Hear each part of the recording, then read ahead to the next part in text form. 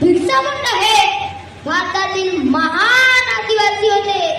स्वातंत्र्य सैनिक, समाज सुधारक आणि क्रांतीचे जनक होते.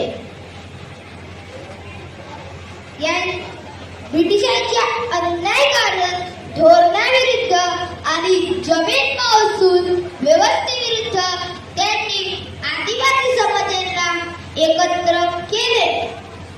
यांचा जन्म 15 नोव्हेंबर 1875 ला झारखंड राज्यात झाला. कौन था बिरसा मुंडा? कोई पूछे तो बताना. 25 साल की उम्र में अंग्रेजी हुकूमत को हिलाने वाला एक आदिवासी वीर योद्धा.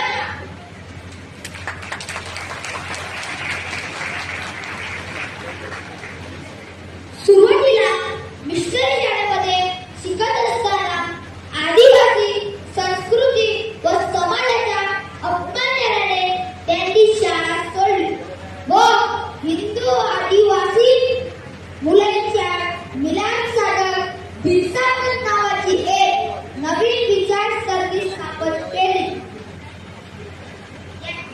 त्यांनी पुंडा आदिवासींना संघटित करून ब्रिटिशांविरुद्ध ऐतिहासिक बंड पुकारले.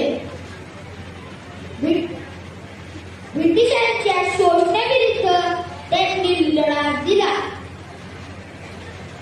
त्यांनी आदिवासींचे हक्काचे, अधिकाराचे, जमिनीचे रक्षण केले. आदिवासी त्यांची जमिनीचे रक्षण केले. त्यांच्या या योगदानामुळे लोक त्यांना भगवान बिरसा म्हणून आदरांजली वाहिली जाते.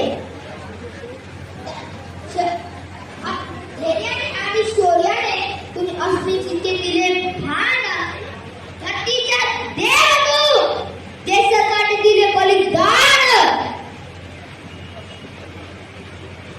शेवटी इंग्रजांनी त्यांना तुरुंगात टाकले आणि 9 जून 1900 रोजी वयाच्या 25व्या वर्षी संसदेत त्यांची मृत्यू झाली.